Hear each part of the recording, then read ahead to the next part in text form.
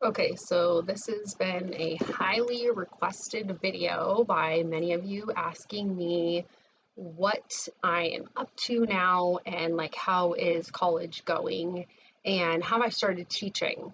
So the story with that is no, I have not started teaching. I'm still in my classes. What ended up happening was with the CSETs, you have to pass all of those and complete all of your observation hours before you can actually start student teaching. I still had my classes that I needed to do. As far as the deadline went, it came up a lot faster than I thought. And so I kind of didn't prepare myself well enough to take the CSAT tests, and I passed. There's three subsets. The first one I passed on the first try, and then the other two, I was so upset. One I missed by like 4 points, and I think the other one it was 6 points. It was like really small amount, and I was super devastated. It was kind of like a real letdown. I just kind of felt very deflated. And then I had talked to my advisor because I said, can't I just like retake the tests? I've done all my observation hours and, isn't it just possible to just go ahead and just like get an extension for that since, you guys are saying I can't even student teach until the end of January. And at that point, I believe it was, I want to say September. I'm almost positive it was September. And they were like, yeah, no, we can't do that. We can't give you an extension. And I was like, that to me really pissed me off because feel I don't feel that we were given like enough time to know when to complete the test, and at the same time they did, so it was kind of like me being a procrastinator. They told us ahead of time. They said, get your CBEST. They told me in the first 2 years, get my CBEST done. They also told me as soon as I was done with my CBEST, they said after the first year, start working on that CSET. But the thing with the CSET is your classes really prepare you for what's on the CSET. It's telling you how do you teach those subjects. And if I haven't taken all those classes, for instance, right now, I'm in a class on teaching social studies and visual and performing arts. Well, that's on the CSETs.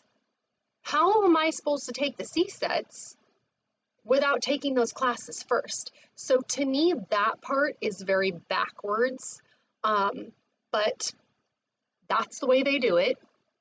I just recently did an interview with the California Teaching Credential Association. They asked several of us from the school if we would be willing to do an interview, and I did the interview, and we all kind of complained about the same thing. Like, it's not fair that there's not really enough time and that our student teaching depends on passing those tests, because why can't we get them done before we get our credential? We understand we have to have that in order to be credentialed and teach, but why can we not start getting that hands-on experience in the classroom while we're working on that? Because to me, it better prepares you for those tests. So that was one of my pet peeves with it. Another thing was I spent my entire summer, I'm a paraeducator. Like, I could have gotten paid the entire summer working as a para because we do summer school, and I chose to do my observation hours. So I spent my entire summer not getting paid, being away from my girls. I'm a single mom, and I did observation hours. So with my observation hours, I went ahead and I was at a school and I loved it. Like, I had so much fun. They were teaching me how to do some tests that or tests you're going to have to do as a teacher. So I did all these things. The only dilemma was they set me up, and I love the lady that set me up. So it's like, I want to preface with that, like, I love her. She was amazing. She really was wanting me to have the most experience. She was absolutely amazing. However, the way she set it up was summer school is only 3 hours. So she would have me be an hour and a half with one teacher, the kids would have recess, and then I'd be an hour and a half with another teacher. Hindsight 2020, I should have been with one teacher for the entire day.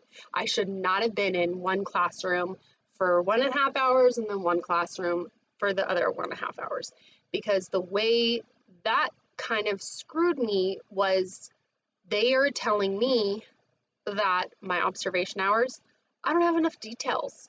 They said, you don't have enough details. Well, I was in there an hour and a half and they were having me test. So yeah, and they're like, well, yeah, you're not really supposed to do that.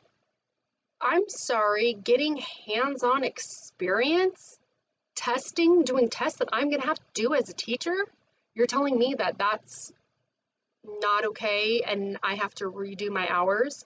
So they're basically telling me like, okay, so you have to do 100 observation hours before you can student teach. You cannot have more than 25 hours with a teacher at a time. So once you hit 25 hours with a teacher, you're capped off with that teacher. You now have to do a different teacher. So because they want to make sure you're getting experience, like a variety of experience. And they also want you to have experience in multiple grade levels, which I understand all of that. But I got great experience this summer and I argued with them. I'm like, excuse me, like, you don't understand. Like, I got to give the kids tests that I will have to give them. And I wrote all the details to that and how the test went with the students and how I saw a progression from the first time I tested them in the beginning to when I tested them in the end of summer school. Like, I literally saw a difference in these kids in this short period of time of summer school. They said, no, there's not enough detail. You have to have a ton of detail. So if you are doing observation hours with University of Phoenix or any other school, all I'm telling you is, like, make sure you are as detailed as possible. I don't care if you're writing down what they have on their walls. Like, they have these posters, they have this schedule, every detail that you can add. And I always take a spiral notebook with me when I do an observation, and I make sure that I am putting down the notes for everything that I am doing, because when I do that, I can go back when I'm doing my inputting on the computer, and I can literally know exactly, because you're not going to remember any of that stuff. You would have to write it down while you're there. It may seem, like it's taking away from that experience. You need to make sure that you are writing down details down to the littlest thing, because if you can stretch out those observations and give as much detail as possible, that's what you need to do. So that was my other pet peeve. So all of that happened. So now we're at this point. I have 2 classes left. I'm in one right now. I'm in my 3rd week. I actually start my 4th week. The classes are 5 weeks long, so I actually start my 4th week on Tuesday. And then there's a gap in this class. So that's the only thing. If they don't have an instructor to teach the class, there may be a gap. So my situation is there is a gap. So the next class will start mid-May and it'll end mid-June because it's 5 weeks. So for me to student teach, I would have to wait until the fall to student teach. But again, in the meantime, I need to pass those CSETs, the 2 that I didn't pass, and I would have to get in more observation hours because they told me they're not approving the ones that I have. They're not detailed enough. So they want more observation hours. Okay, so for observation hours, you're not allowed to get paid. And that's a lot of hours that I have to be observing.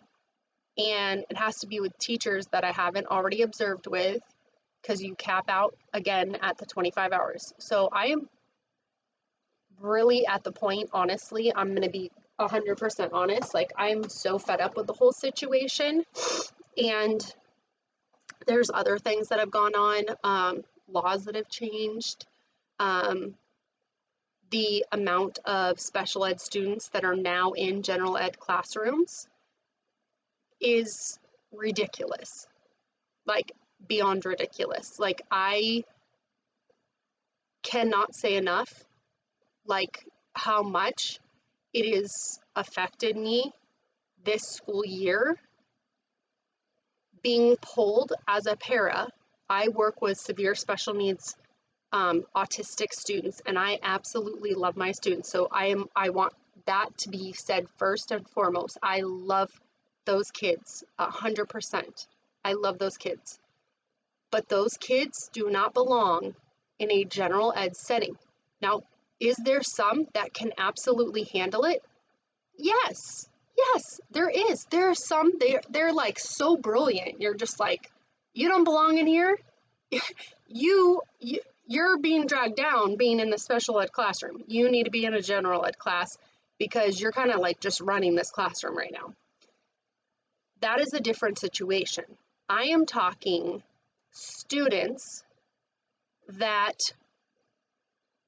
don't have an IEP, don't have a 504, and they really need one, and they're physically abusing adults and other children.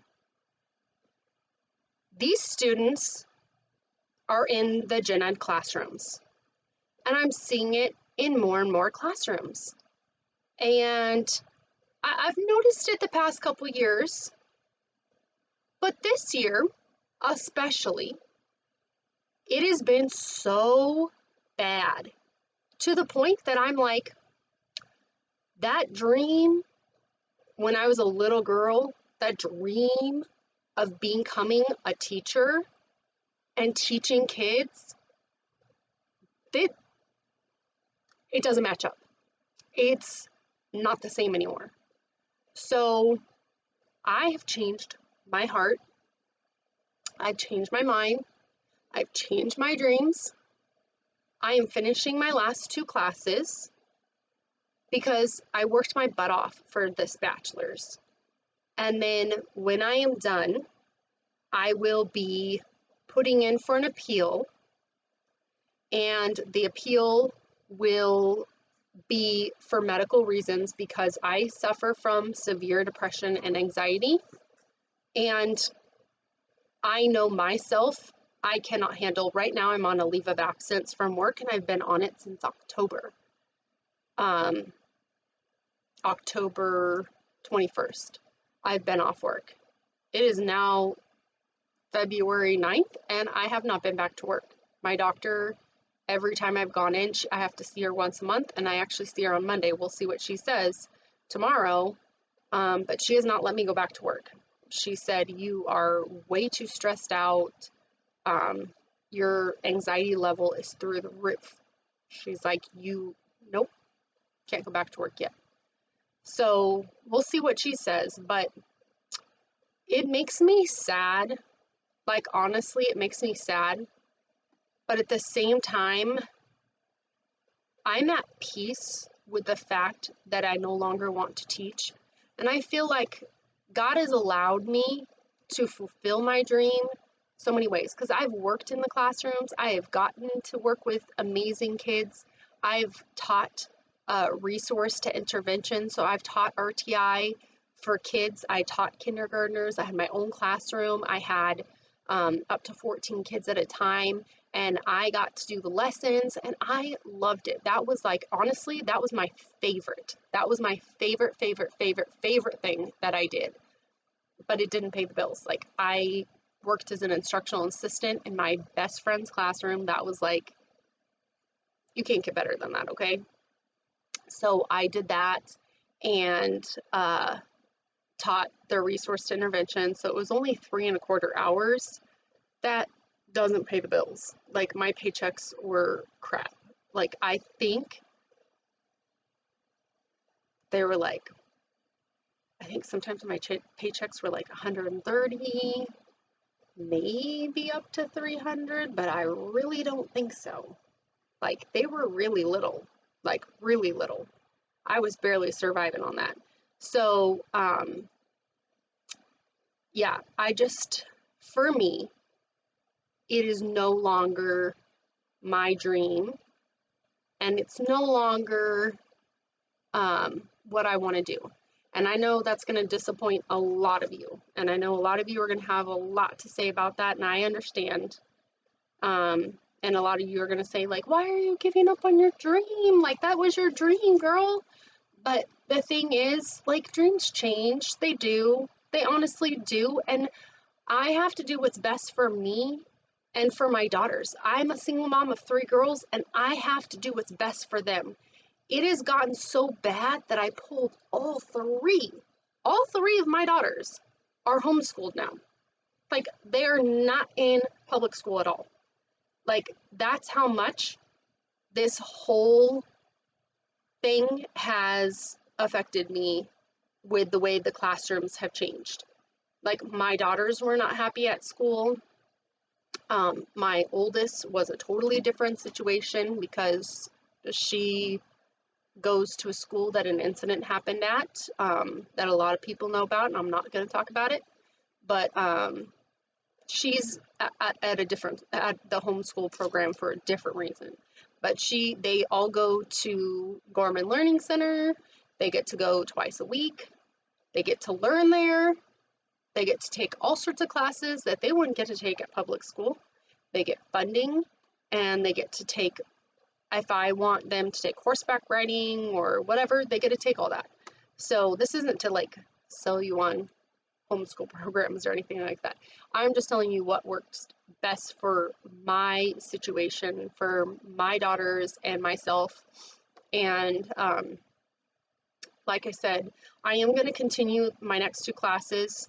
They did let me know that if medically my doctor says that I need to do the not continue with my program, they will sign off on the appeal, and then I have to take 3 additional classes, and I do have to pay for them out of my own pocket. Financial aid will not pay for them, so I will have to pay, it's like $4,200. So that's going to be a little bit stressful, but and you have to take the first class within, they said, 90 days of the appeal being approved, and then the other 2 classes you have like years to do. Like, it's not like a certain set time, but once you stop taking classes, once you're 6 months out, you have to start paying back your financial aid. So that's also something that I need to consider. So, yeah, so basically that's what's going on with my life right now. And sorry I haven't been updating you guys. Honestly, I've been going through a lot. I'm going to try to be making more videos. If you guys have any requests on stuff that you want to know about, I'd be happy to share. And yeah, I think that's about it. But yeah, I just unfortunately not gonna continue with the teaching program. I will get a bachelor's in education. I will not be credentialed. That will be the difference. I will have my bachelor's, but I will not have my credential. So in order for me to go ahead and teach, like, I will have my bachelor's and I have my CBEST. So technically, I would be able to substitute teach, because once you have your bachelor's and your CBEST, which I do have, you can substitute teach. But you know, I I don't think that that's something that I want to do because of what I just told you. Like, I just think that I don't want to deal with that type of classroom environment. I just don't. And I think kids are a little bit meaner with subs than they are with their own teachers because I've been an aide and I have worked in a classroom and I've helped out subs and I've had to get on to the students and be like, you do not act this way when so and so's in here. So we're not going to act this way with a sub. That is not okay.